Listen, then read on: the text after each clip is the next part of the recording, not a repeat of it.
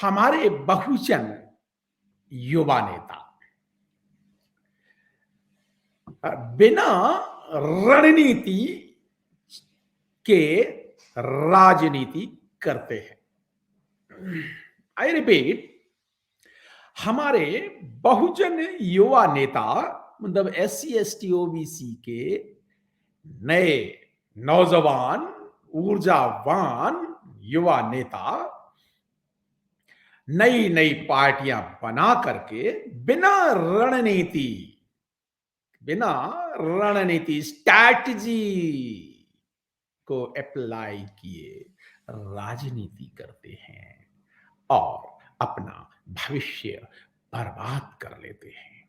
साथियों, ये विषय इसलिए चर्चा के लिए रखा क्योंकि जब उत्तर प्रदेश में आजकल बहुत सारी राजनीतिक सरगर्मियां हैं और उत्तर प्रदेश में लड़ाई बहुजन विचारधारा वर्सेस ब्राह्मणवादी मनवादी विचारधारा की चल रही है, जहां एक तरफ संविधान की फोर्सेस बाबा साहब, बुद्ध, पेरियार, फूले, अंबेडकर, मान्यवर काशीराम साहब की विचारधारा और दूसरी तरफ बहुत सारे, उन पे वो मेरी चर्चा का विषय नहीं है, उनको मनवादी गैर बराबरी की ताकतें, उनमें कांग्रेस, बीजेपी, ये वो चर्चा का विषय नहीं है, वो लड़ रहे हैं। लेकिन इसमें एक आश्चर्यजनक एक तथ्य यह है कि उत्तर प्रदेश में जितनी इस बार नई नई बहुजन पार्टियां, नई जिनकी कोई क्रेडिबिलिटी नहीं, जिनका कोई अनुभव नहीं, जिन्होंने आज तक एक प्रधान नहीं बनाया, जिन्होंने आज तक एक भी MLA काउंसलर नहीं बनाया, और कुछ तो ऐसे हैं जिनमें से 90% उत्तर प्रदेश के ही नहीं हैं, वो आकर के उत्तर प्रदेश में आकर के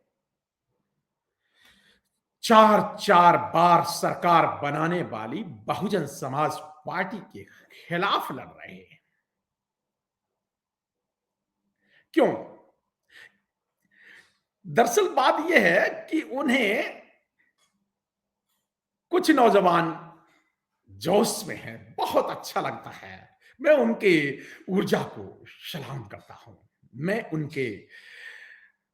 उनके राजनीतिक अपेक्षाओं को अभिनंदन करता हूं, उनमें बहुत बड़ा पोटेंशियल भी है, लेकिन वो गलत जगह पर यानी उत्तर प्रदेश में गलत लोगों से, गलत पार्टी से यानी बहुजनों से और BSP से और गलत तरीके से फालतू में लड़ रहे हैं और अपनी ऊर्जा बर्बाद कर रहे हैं। उन दोस्तों को समझाना तो नहीं कह सकते ना, मैं कोई उनके लिए कोई मेंटर नहीं बनना चाहता ना, वो मैं उनके लिए कोई प्रोफेसर या ऐसा उनका कोई टीचर नहीं बनना चाहता, मैं उनका कोई एल्डर या उनको मैं कह नहीं सकता कि उनको कम आता है ये, लेकिन रायचंद और नहीं बनना चाहता। लेकिन दोस्तों, मेरे बहुजन दोस्त, राजनीति करना बच्चों का खेल नहीं है। मनवादी जो 75 साल से षड्यंत्र कर रहे हैं, कभी वो मानव बाबा साहब अम्बेडकर को धोखा देते हैं तो बाबा साहब अम्बेडकर कहते हैं कांग्रेस के 54 के मेंबर नहीं बनना, Congress is burning house, Congress जलता हुआ घर है, ऐसी बात बाबा साहब अम्बेडकर कहते हैं। और अगर वो नौजवान, चाहे वो रिसोर्सेस की वजह से नई राजनीति करते हैं तो नहीं होते फाइनेंशियल रिसोर्सेस, चाहे वो फोटो खिंचाने में, मीडिया में लाइमलाइट आने की वजह से होता है ना शौक, चाहे किन्हीं अन्य कारणों से, मैं वो चर्चा का विषय नहीं है, लेकिन अगर वो गलत हाथों में खेल रहे हैं तो वो अपना राजनीतिक भविष्य बर्बाद कर रहे हैं। उदाहरण के लिए एक नेता, जो बहुजन नेता बिहार के, जो अब नहीं है इस दुनिया में, उन्होंने मान्यवर काशीराम साहब और बहन मायावती के खिलाफ जिंदगी भर जयरोला, जिंदगी भर विरोध किया। उनके सुपुत्र ने कहा कि हम तो मोदी के भक्त हैं और वो हनुमान है। और क्या हुआ? बीजेपी ने क्या कर डाला? उनकी पार्टी हड़प कर ली। हाँ, मान्यवर रामविलास पासवान के सुपुत्र चिराग पासवान जी, कितनी एक छोटी सी गलत रणनीतिक चाल, क्या जरूरत थी उन्हें डिक्लेयर करने की, नहीं हम मोदी के वो हनुमान है। बने रहो आप हनुमान, तो आपको बंदर बना दिया ना बीजेपी ने। अब आप पॉलिटिकल सर्वाइवल के लिए लड़ रहे हैं, हो गया ना राजनीतिक भविष्य खराब। आप स्वयं क्या है अपनी ताकत पर लड़िए।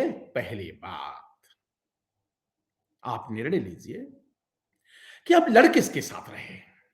आप पहले दुश्मन को आइडेंटिफाई करिए। क्या आप अपनों से लड़ रहे हैं या उन ताकतों से जिनसे बाबा साहब अंबेडकर लड़े? क्या आप उन ताकतों से लड़ रहे हैं जिनसे फूले ने लड़ाई लड़ी? क्या आप उन ताकतों से लड़ रहे हैं जिनसे बुद्ध ने लड़ाई लड़ी? क्या आप उन ताकतों से लड़ रहे हैं जिनसे सम्राट अशोक और सम्राट हर्षवर्धन ने लड़ाई लड़ी? इतिहास पूरा समझिए। कुछ लॉयर्स हैं, कुछ पढ़े लिखे नौजवान हैं, हाँ वकील साहब लोग हैं, कुछ पढ़े लिखे हैं, तो क्या उनको मैनेजमेंट के, क्या उनको ये पता है कि उन्होंने क्या 9 तरह की टीमें बनाई हैं? रणनीतिक सवाल में मैं उनकी जानकारी में, क्या आप गलत रणनीति नहीं अपना रहे अगर आपने 9 तरह की टीमें नहीं बनाई? पहली टीम कम्युनिकेशन मैनेजमेंट टीम, दूसरी टीम स्टेज मैनेजमेंट टीम, तीसरी फाइनेंशियल मैनेजमेंट टीम, चौथी रणनीतिक स्ट्रैटेजी मैनेजमेंट टीम, पांचवी मीडिया मैनेजमेंट टीम, छठवीं रिसोर्स मैनेजमेंट टीम, सातवीं पीपल्स मैनेजमेंट टीम, आठवीं सोशल मैनेजमेंट टीम और नौवीं पॉलिटिकल मैनेजमेंट टीम। क्या आपने बनाई है 9 तरह की टीम? अगर नहीं बनाई तो आपको रणनीति नहीं आती, तो फिर राजनीति अभी आप उतने परिपक्व नहीं। आइए मैं एक और प्रश्न करता हूं, क्या आप गलत रणनीतिक फैसले तो नहीं ले रहे हैं उत्तर प्रदेश में?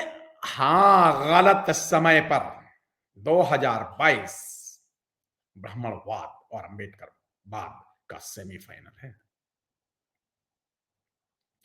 आरएसएस का तो क्लियर डिक्लेयर्ड प्लान है कि उन्होंने 2025 में इस संविधान को खत्म करके मनोवादी की व्यवस्था लागू कर देनी है, हिंदू राष्ट्र घोषित करना है। तो आप क्या 3 साल में ही आपका राजनीतिक भविष्य है? क्या आपका राजनीतिक भविष्य 30-40 साल आपको राजनीति नहीं करनी है? अगर करनी है तो क्या आप इसी 2 साल में, 3 साल में जाकर के मुख्यमंत्री बन जाएंगे? बड़ी अच्छी बात है, बन जाएं, कौन मना करता है। क्या आप प्राइम मिनिस्टर भी बन जाएंगे 3 ही साल में, 5 साल में? अरे 40 साल का भविष्य है, उस तरह से निर्णय लीजिए ना, ताकि कभी कोई ये ना कहे कि आपने बहुजन समाज, बहुजन विचारधारा को धोखा दिया। इतिहास लिखा जाएगा। हाँ, जो मान्यवर काशीराम साहब का विरोध करते थे, मान्यवर काशीराम साहब को हर पार्टी, इवन मनोवादी पार्टियों, आप जैसी मनोवादी पार्टी भी काशीराम साहब को कहती है, मान्यवर काशीराम साहब को मानते हैं। Very good. तो मान्यवर काशीराम साहब का नाम तो आप ले रहे हैं, संघर्ष कितना कर रहे हैं। मान्यवर काशीराम बुद्ध जब पैरों पे चल करके पूरा जन आंदोलन खड़ा कर देते हैं, पूरा एशिया महाद्वीप को जागृत कर देते हैं। मान्यवर काशीराम साहब कश्मीर से कन्याकुमारी तक जब साइकिल चला करके पूरा भारत को जागृत कर देते हैं, तो आपको जल्दी क्या पड़ी है लंबी लंबी गाड़ियों में घूमने की? घूमिए, कौन मना कर रहा है? अच्छी बात है। हवाई जहाज में भी घूमिए, बिल्कुल बड़ी अच्छी बात है, घूमना भी चाहिए। लेकिन उत्तर प्रदेश में ही क्यों? क्यों भाई? आपने लड़ाई और जगह क्यों नहीं लड़ते? उत्तर प्रदेश में इसलिए कि वहां पर चार चार बार हमारे बहुजनों की सरकार बन रही है, उस सरकार को नहीं बनने देना, इसलिए आप उत्तर प्रदेश में कांग्रेस की मदद करने के लिए लड़ रहे। रणनीति नहीं आती, आप रणनीति में बिल्कुल कच्चे हैं, और इसलिए आप पे ऐसा आरोप पक्का सिद्ध हो जाएगा। हालांकि बहुजन समाज पार्टी अपने आप सरकार बना लेगी, फिर आपका क्या भविष्य होगा? चलो, नहीं, नहीं बना लेती, बिल्कुल नहीं होते, तो और आप भी कुछ नहीं कर पाते। आपने गिरा ही लिया अपनों को लड़के, तो भी आपका क्या? तो आपका क्या राजनीतिक कैरेक्टर रहा? पॉलिटिकल कैरेक्टर, राजनीतिक चरित्र आपका क्या रहा? सामाजिक चरित्र क्या रहा? अपने को ही गिरा लिया ना। हाँ, हाँ, सुग्रीव ने अपने भाई बाली को मरवा दिया। हम्म। क्या आप भी ऐसा ही करना चाह रहे हैं? गलत दुश्मन को पहचानिए। जब कांग्रेस के चौनी के मेंबर नहीं बनना, ये बाबा साहब अंबेडकर कहते हैं, मान्यवर काशीराम साहब कहते हैं कि एक सांपनाथ और एक नागनाथ। बीजेपी और कांग्रेस को सांपनाथ और नागनाथ कहा, तो फिर आपको क्या जरूरत है कांग्रेस के चक्करों में पड़ करके और प्रॉक्सी लड़ाई लड़ने की? मान्यवर तेजस्वी यादव की सरकार बनते बनते कांग्रेस ने नहीं बनने दी। आपको इतना रिसेंट एग्जांपल भी नहीं बिहार का पता? क्यों? इसलिए कि बिहार में लालू यादव का परिवार है, बहुजन सत्ता की लड़ाई लड़ रहा है, और बिहार में, पूरे बिहार में सिर्फ लालू यादव के अगेंस्ट ही सारी पार्टियां क्यों लड़ती हैं, और उत्तर प्रदेश में बहन मायावती के खिलाफ ही सारी पार्टियां क्यों लड़ती हैं? ये है महत्वपूर्ण क्वेश्चन। जानो ना। गलत रणनीतिक फैसले, गलत राजनीतिक फैसले, दोस्त और दुश्मन की ना पहचान। अरे सौ भेड़े, मैं तो भेड़े ही कहूंगा, तो क्या एक शेर के सामने लड़ पाएंगे? एक शेरनी के आगे नहीं। भेड़ों का क्या होता पता? आप भी भेड़ चाल में फंस गए, कमाल है। अरे आप तो मुख्यमंत्री मटेरियल होने वाले थे, आपको उत्तर प्रदेश के अलावा 29 प्रदेश दिखाई नहीं दिए? आप गलत जगह पे लड़ाई लड़ रहे हैं, और अगर लड़नी ही है तो टेस्ट करो ना चावल को, लड़ो ना 5 सीटों पे। बाकी बाकी आप खड़बड़ पूरे यूपी में डाले फिर रहे हैं, एक भी एमएलए नहीं बनाया। क्या क्या एक एमएलए कभी बनाया नहीं? और जितनी पार्टियां, में उनका नाम लेकर के उनको बहुत महिमा मंडित नहीं करना चाहता, वो अपने आप ठीक है भाई, आप लड़िए संविधान की लड़ाई। अरे संविधान की लड़ाई मध्य प्रदेश में क्यों नहीं लड़ते? संविधान की लड़ाई राजस्थान में क्यों नहीं लड़ते? संविधान की लड़ाई और प्रदेशों में, केरल में क्यों नहीं लड़ते? तमिल और आप और जगह क्यों नहीं लड़ते? यहीं पे लड़ते हो उत्तर प्रदेश में। हाँ, उत्तर प्रदेश में इसलिए लड़ते हो कि वहां मान्यवर काशीराम साहब और बहन मायावती ने उत्तर प्रदेश को बदल के रख दिया है। तो आप लड़ते रहिए, गलत जगह पे, गलत लोगों से, गलत तरीके से, अपनों से लड़के, गलत रणनीतियों पे चल के। इसलिए मैंने कहा, बहुजन, हमारे बहुजन नेताओं को रणनीति नहीं आती, और बिना रणनीति के राजनीति करते हैं और अपना भविष्य खराब कर लेते हैं।